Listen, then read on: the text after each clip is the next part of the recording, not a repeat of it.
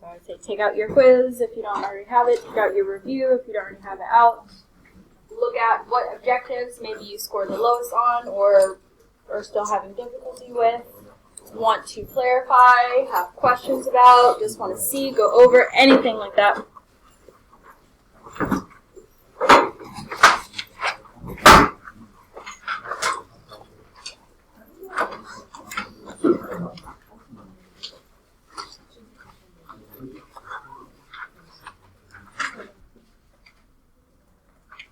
Number 8 was on your slope objective.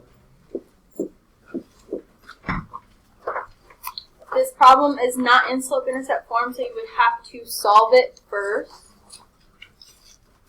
by subtracting x to both sides, switching the order of these so it starts to look like your slope-intercept form, and then getting y by itself by dividing everything by -3. This would become a positive 1 over 3x with a negative 4 as your y-intercept. But that doesn't answer the question. Make sure you actually answer the question. The slope of this would be 1/3.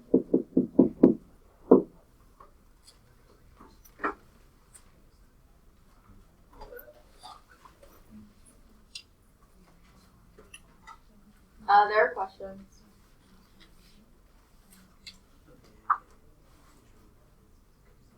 Allison, 5 on this page. For number 5, you have to find the slope between these 2 points. Use your y2 minus y1 over x2 minus x1. Remember that these formulas are on the vocab wall, so if you're not sure, go double check. Label them if you need to. This would give us 5 minus a negative 4 over -8 minus 10. 5 minus a negative 4 would give us a positive 9. This would give us a negative 18. And then simplify, double check your math one, and then simplify this, put it in alpha y equals to see if it can be simplified more. And negative 1/2 would be your slope. Make sure you're paying attention to what the question is asking. Don't do more than what the question is asking, but also make sure you do what the question is asking. Other questions? Number 10. On the writing. The quiz. On the quiz. For number 10, you're given your slope and y-intercept. You just have to put those together in your slope-intercept form.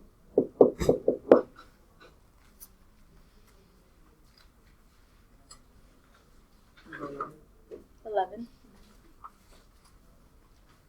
For 11, you're given your slope and a point, so you have to use your point slope formula, which again is on the word vocab wall, whatever. Label these if you need to, and then put these into your formula. Y minus our y1 is -2, our m is -3 over 5. In parentheses, we have x minus our x1 is 5. And then start to solve. Distribute on the right, combine your negatives on the left to make a plus. You could do this in your calculator, multiply -3 over 5 times -5, or by hand, either or. And then get y by itself by getting rid of this 2, doing the opposite, subtracting it to the other side.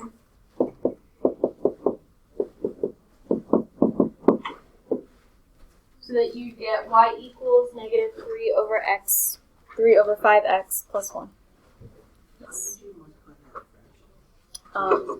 Algebraically or in my head, -3 times -5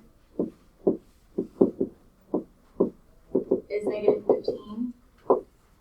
over 3 would give us, sorry. I think I did it wrong. Yeah.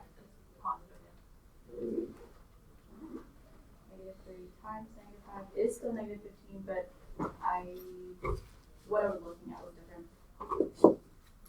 So I think this should be negative 5, positive 5, not what I put. This is 5, that's why, okay.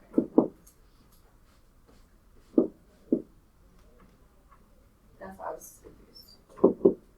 Okay, anyway, I multiplied negative 3 and negative 5 to get negative 15, and divided both of those by 5 to get negative positive 3.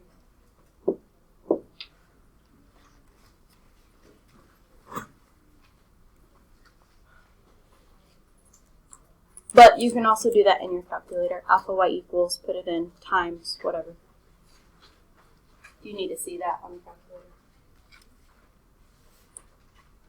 Other questions?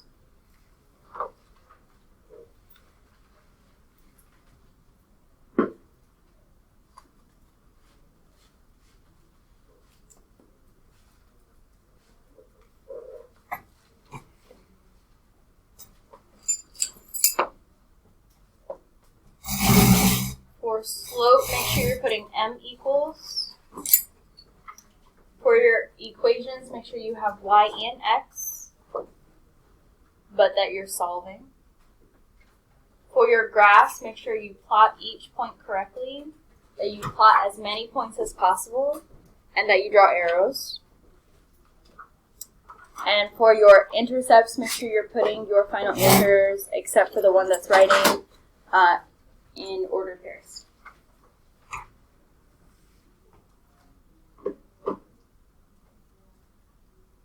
There are questions. Awesome. Yeah. For this one, we have to put 0 in for one of the variables. Doesn't matter which one you do first. And solve for the one remaining. So in this case, I put 0 in for x, so I'm solving for y. This would become 0, the 6 times 0, so I don't need to put that. I can just put everything that's left and solve for y.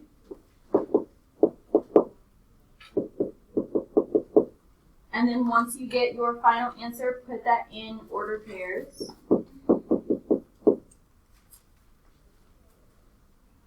And do that same thing for whichever one you didn't solve for originally. So here, this would be 6x minus 2 times 0. So now I have put 0 in for y, so I'm solving for x. The negative 2 times 0 would become just 0. I can put everything that's left and solve for x. And write that as an ordered pair. 18. For 18, you either need to show how you found your slope on the graph or do it algebraically. On the graph, you would just plot the points to show that you counted your slope to get a positive 1/5. And then after that, make sure you're writing the equation because that's what it asks you to do. So y equals 1/5 x. Your y-intercept is at negative 1, so that would be your final answer.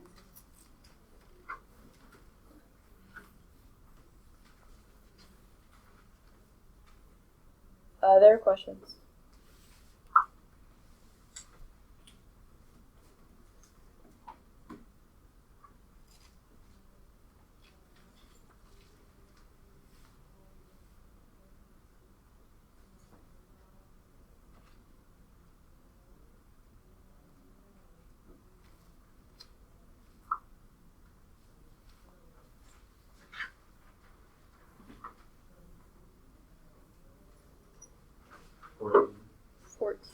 On the quiz.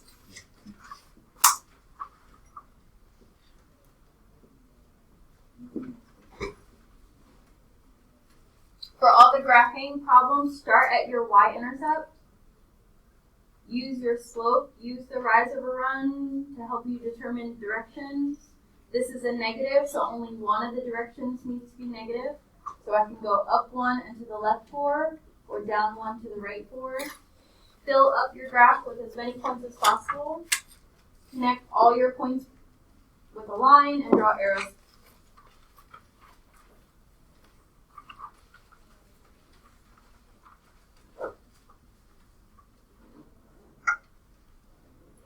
Other questions?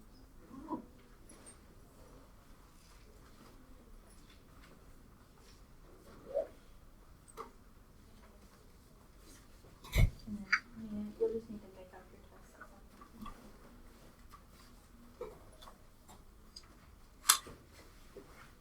Have a good rest of the day. Have a good weekend. Anyone else have any questions?